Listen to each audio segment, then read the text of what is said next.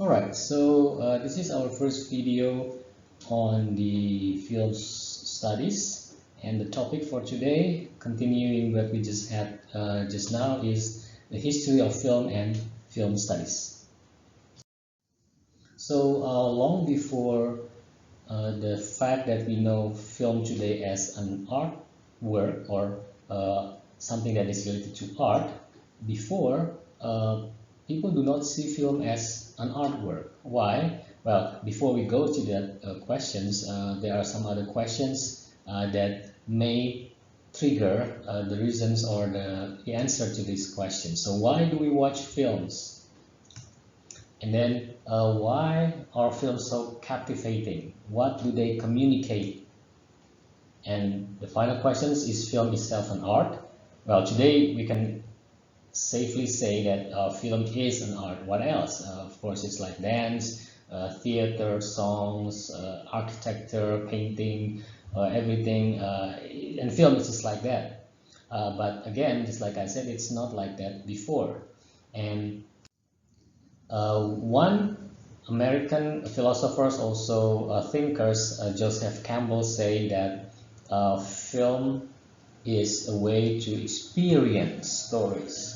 So what important here is the word experience, because we as human beings live only one kind of life, or maybe two or three, but we cannot have all kind of experiences in life. And how do we experience other kind of lives? Well, through films. Through films, we can experience any kind of life that we want. So basically, one of the reasons why we watch movies is to experience stories. And in my book, I also mentioned that cinema dianalogikan sebagai katedral modern dan sekuler. Jadi sama seperti kita masuk ke dalam rumah ibadah, kita masuk ke dalam ruang bioskop yang gelap untuk mencari setidaknya tiga hal yang juga sebetulnya sama seperti kita ketika masuk rumah ibadah. The first reason is to expand our emotional links to feel a sensation that we rarely experience in our normal life. So let's say we go to a cinema and then we watch horror movies. So we will feel thrilled, fear, excited, which probably we will not feel if we are not watching any horror films. So just like we go to the church or any other religious places, we want to feel these different emotional links with other congregations. So that's the first similarity between this cinema or going to the theater with going to a cathedral, for example. And the second one, why cinema going is like going to a cathedral, is because when we go to cinema, we reconnect our higher self. We try to reconnect to our higher self to be reminded about what humans can do in the context of good and evil, and to change the course of our life if we lead a wrong path. So exactly what we will find in a religious place. We will learn to connect with our higher self, to be morally good, and also to take a course that is good. And when we watch a movie, sometimes that is what we are looking for. Sometimes when we go to a movie, we are looking for inspiration. When we feel stuck, and then we watch movie, and then we learn something about the characters that we watch, and then we know that, oh, okay, maybe this is the right way to respond to certain situations. So again, that's why this is how I read the this particular point about reconnecting to our higher self when you watch a movie inside the theater. And the third reason is when we go to the theater, we are reminded that we are not alone. That through collective reaction of the movie theater audience, we realize that we are not alone in facing life struggle. Again, if we feel sad or if we have burden in our lives, we go to our religious places, and then we will see other people having the same problem, for example, and then we realize that we are not alone. So we all seek for help in this religious place. And it is also the same when we go to the cinema. When we watch something scarier, then when we see look left and right, then everyone will have the same reaction. Oh, okay, so it's not only me who feel afraid, everyone else also feels afraid. So you have a kind of like reminder that, oh, okay, you are not alone, and we are facing this together. So all these three reasons wants to emphasize that going to movie theater sometimes is something that is so important and necessary, because it is as if we are going to religious places. We try to find something better, some place to release our emotion, some place to learn something new, or even a place to find a solution to our problem. So in this part, we are going to look at the origin of film. So how film becomes what it is today. It is so advanced. I would say that among all other literary or cultural products or the arts, let's say, film is the most advancing one in terms of how it develops so fast from the moment it was conceived in the late 19th century. So the first film was around 1890s, and then now it's only 2022, so less than 200 years, but film has dominated most of other arts. So theater, novel, music, I think they are all left behind by film. And if you look at this illustration here, maybe you know what are they screening or shooting. They're shooting a tiger, and probably you remember what tiger how or what the tiger reminds you of. Yeah, it probably reminds you of the Metro Goldwyn Mayer's logo. So that's the moment when they trying to shoot the tiger, and it become the logo of the MGM production house. All right, so as the beginning, film was coming from the development of photography. So photography, the invention of photography eventually managed to capture one moment of person's life. So before there were no recording, no whatever. So you cannot capture some moment as it was happening. And the creation or the invention of photography enabled people to capture one moment in life, but it doesn't move, it just static, right? So after that, photography will gradually develop or evolve into film. So this guy called Edward Muybridge is known for his pioneering work on animal locomotion or animal movement in 1877 and 1878. So what he did was he was putting lots of cameras in the whole track of horse racing, and then he take a picture of each of the horses that is running with all those cameras. And then after that, he collected all the results. And then when he ran it over, it is as if the horse is moving. But actually, it's just an illusion of movement, because what we see is just layers and layers or images of one photos and with another photos, another photos, another photos combined together. And then when it is running in a circle, it is showing a movement of a horse. So this is the result of his experiment. So you can see that he took many photos of the horse. So each photo showing different stance of the horse, and then he combined them all, and then he run it on a instrument. And if you see that there's a moment when the horse feet, all of them were not touching the ground. So we can see that the horse is moving, but actually it's just illusion. So this is probably the first ever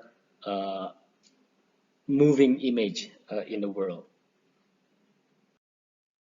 And then in another place in France, uh, this guy, Louis Le Prince, he created the first ever short, very short image or movement, which is called Round Hay Garden Scene, which is only 3 seconds long, but it shows the movement of people.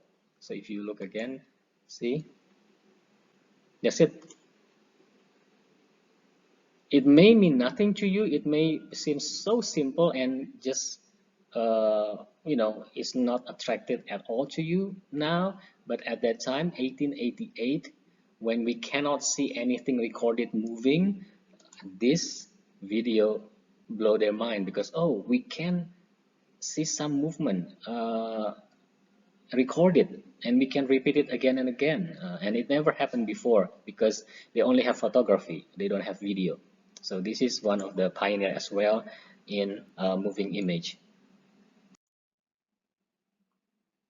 And then there are two French filmmakers. Well, we don't have the title of filmmakers at the time, but the two French pioneer uh, in making movies, the Lumiere, who made the first film in the history.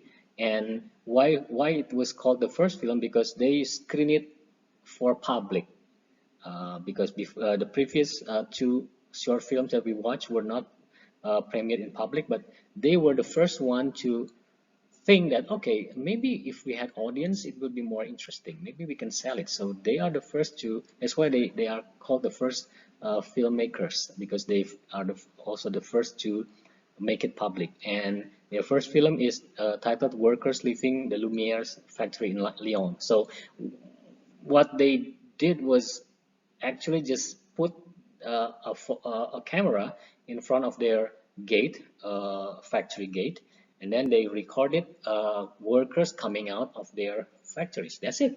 There's no story. It's just a story about uh, the ending hour of the factory. So let's move. Let's look at the film.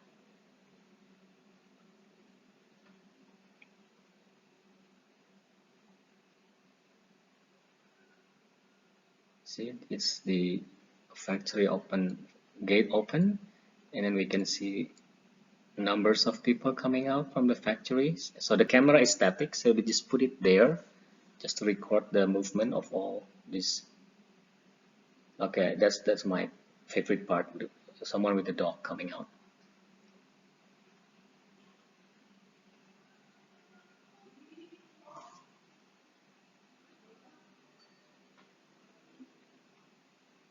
And of course, there's no sound at all at that moment. They just managed to record movement, but not audio yet. Okay, that's the dog return. All right, so that's very simple, but it was something that was amazing at that time because you can literally see yourself walking and record it. So even after all those experiments on movies, there are some early interpretation about film, which was first, film was seen not as a product of a new art. So they do not see film as a new art. They saw film as a side effect of an advancement in technology. In this case, the technology of photography. So they do not see this as something going to be famous or anything. They just see it as a side effect. And they thus see film just as a technical process, so it is not an art. Why? Because they thought that, oh, okay, everybody can do that. We just put the camera and then let it run, and then you get a film. So where's the art in it? So they thought that making movies at that time did not require artistic uh, skill. They just put the camera, run it, and then that's it. Well, some scholars, philosophers argue about it, that it requires skill, artistic skill, to create a story. So thus came some famous people who fight or who struggle, who defending film as an art. So the first one is this person, Hugo Munzenberg. He was actually a psychologist, but through his um, being a psychologist, he argued that cinema is the art of the mind. So he said that film is the medium not of the world but of the mind. So he related how cinema is connected to our mind, and it's not only about just images, but it's related to how our mind works. And then the second one is a German philosopher, Rudolf Arnheim, with his famous book Film as Art. So he said that art relates to manipulation of raw material. And according to him, film art is based on the manipulation of the technically visible. So let's say some people say that art has to manipulate a raw material, like let's say a painter's. He has to manipulate all the paint, and then he has to put it on the canvas, and then it becomes art. Or a sculpture, it has to manipulate uh, let's say a rock or a wood, and then change it into a sculpture. And in this case, he argued that the film or the filmmakers, they are manipulating what can be seen. So they are manipulating the raw material that they captured. How the raw material that they captured manipulate into certain stories, and that's why film should be considered as an art, not just a technical process. And then in another part of the world, from Russia, one named Sergei Eisenstein was also known to be the defender of film as an art, with his concept of montage that makes film as an art, which was put out in his two books, Film Form and Film Sense.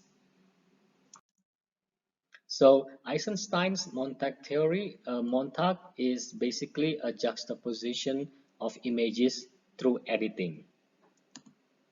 So Eisenstein believed that film montage could create ideas or have an impact beyond the individual images. So when two or more images edited together, they will create a tertium quid, or the third thing that makes the whole greater than the sum of its individual parts. So let's say you shot a picture of one person face, and then the second shot you just shot let's say a cake, and then the third shot you shot another expression of the first person face with a different expression, like maybe expression of hungry, and then you put that three shots together, the first face and then the cake and then the last expression, then you get the story. Oh, this guy is looking at the cake and then he likes it because he's hungry. But when you separate all these three parts, it means nothing. The cake is just a picture of cake, and then the expression is just an expression of someone, so it has no meaning. But when the three edited or the three images combined together, which is a montage, then it creates meaning. And that's what montage means by Eisenstein. The third thing came out from compiling or juxtaposing different images that seems to be unrelated, but when they come connected, they have meaning. So one example is his famous battleship Potemkin. One scene is called the Odessa step sequence, and this sequence have lots of cut of images that are not related, but when they combine together, we can understand what happened in this Odessa step. So this is the scene actually. So one shot showing on the left top, showing people running down the stair, and then another shot, suddenly there's a kid screaming or crying, and then there's another shot of a woman holding her head, like also screaming in panic, and then another shot, someone you know I think someone is stepped on a boy, and then the next shot is a close-up shot of the same lady. So if we look at this one single image, there will be no meaning at all. Or if we mix the images in a different composition, it will also not giving a meaning. But when we put it in this juxtaposition position, like the stair, the kid, and then the mother, and then the kid crashed, and then the face of a mother, then we will see the meaning. Oh, okay, there's a riot, and then everyone is rushing down because some soldiers were chasing them from the top, and then these kids, because he's small, he was running, and then he fell down, and then the mother said, "Oh my God, my kid!"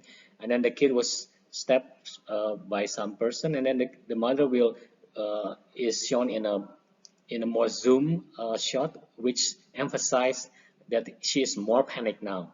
Now we can see the whole meaning of these shots, this editing or these images combined together, and it creates this emotional, thrilling, also scary moment to the audience. So maybe all of the movies today are, of course, have this kind of juxtaposition. So thanks to Eisenstein, who started this Montague theory that are still very much used today.